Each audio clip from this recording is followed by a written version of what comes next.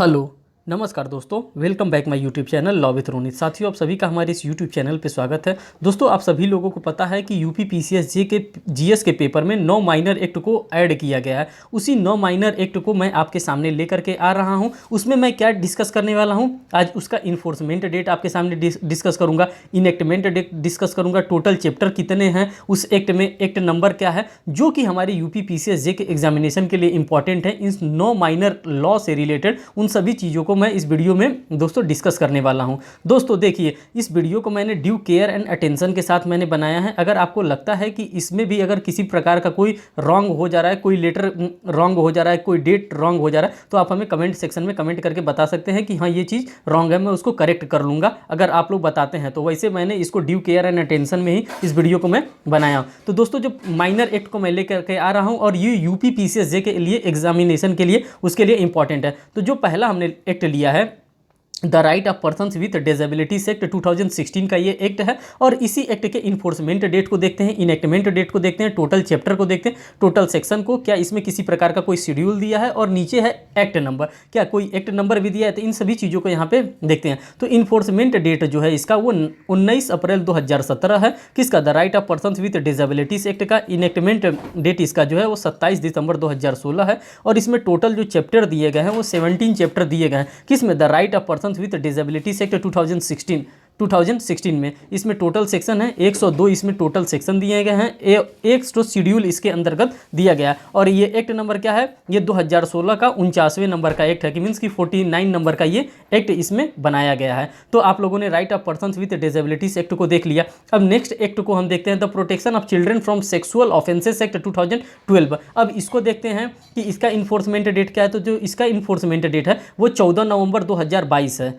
14 नवंबर 2012 है, सॉरी 22 नहीं, 14 नवंबर 2012 इसका जो इन्फोर्समेंट डेट है। इनेक्टमेंट डेट इसका क्या है? 19 जून 2012 इसका इनेक्टमेंट डेट है। इसमें टोटल चैप्टर कितने दिए हैं? 9 टोटल चैप्टर दिए हैं। इसमें टोटल सेक्शन कितने दिए हैं? 47 सेक्शन दिए हैं। और इसका एक्ट नंबर क्या है? 2012 का ये 32 नंबर का एक्ट है, एक्ट नंबर 32 ऑफ 2012। दोस्तों, इसमें एक व्यापक इसमें अमेंडमेंट हुआ था। और ये अमेंडमेंट कब हुआ था? ये 2019 में इसका अमेंडमेंट हुआ था। तो ये जो अमेंडमेंट हुआ था इसका कब इन्फोर्समेंट डेट लागू हुआ था? तो ये 16 अगस्त 2019 को इसका इनेक्टमेंट डेट लागू हुआ था। कब?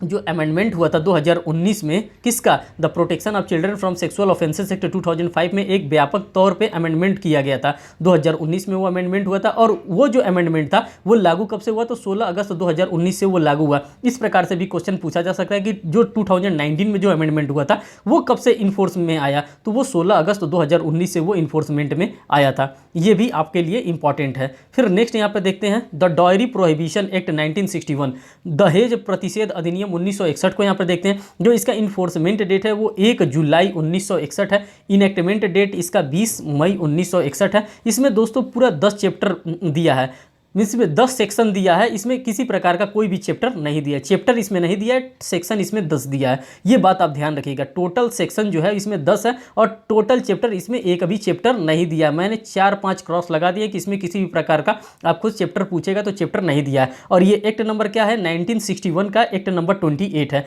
मीन्स की 1961 का 28वें नंबर का एक्ट है। कौन सा? The dowry prohibition act 1961। ये बात आप लोगों ने देख लिया। फिर देख लेते हैं नेक्स्ट हमारे पास जो एक्ट है, the pre conception and pre natal diagnostic technique prohibition of sex selection act 1994, जिसको हम लोग दोस्तों शॉर्टकट में PCPNDT एक्ट के नाम से भी जानते हैं। Pre conception pre natal diagnostic technique prohibition of sex selection 1994 का ये एक्ट है। इसका जो इन्फोर्समेंट डेट है वो 1 जनवरी 1996 है।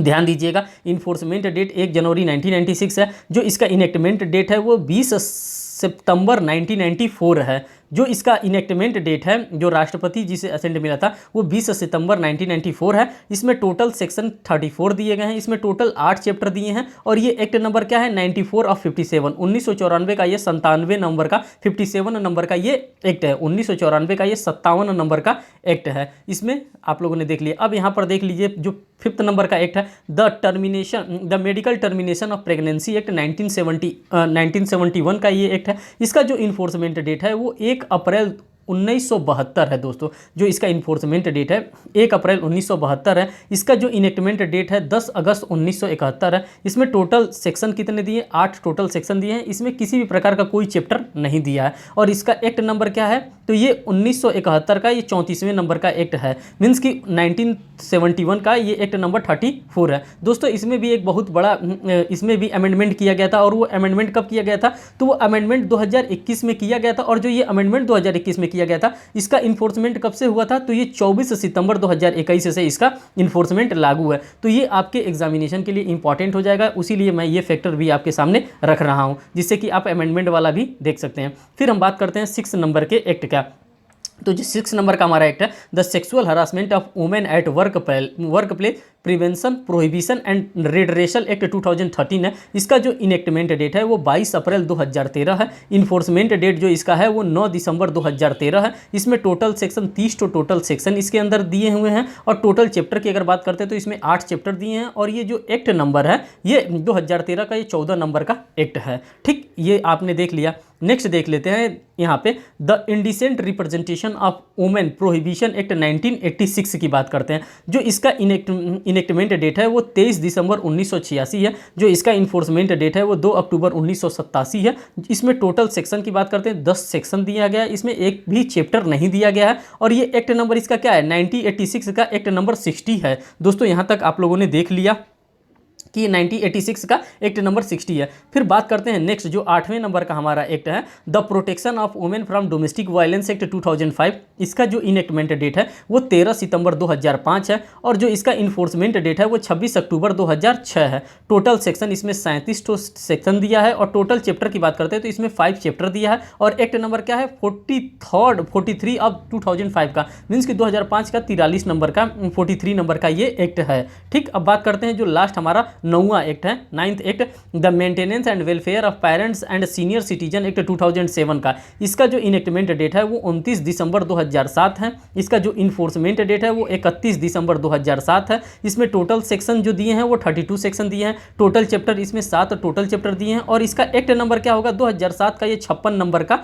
एक्ट है। और यहाँ पे बात करते हैं, ये जो एक्ट है दोस्तों, इसके लिए आप यहाँ पे एक नोट मैंने लिखा है। नोट में क्या लिखा है, this act enact in UP. अगर आपसे पूछता है कि ये एक्ट यूपी में कब लागू हुआ था, ये 25 सितंबर 2012 को यूपी गवर्नमेंट के द्वारा नोटिफिकेशन जारी करके इस एक्ट को लागू किया गया था। किस एक्ट को, the maintenance and welfare of senior citizen act. ये सबके लिए है।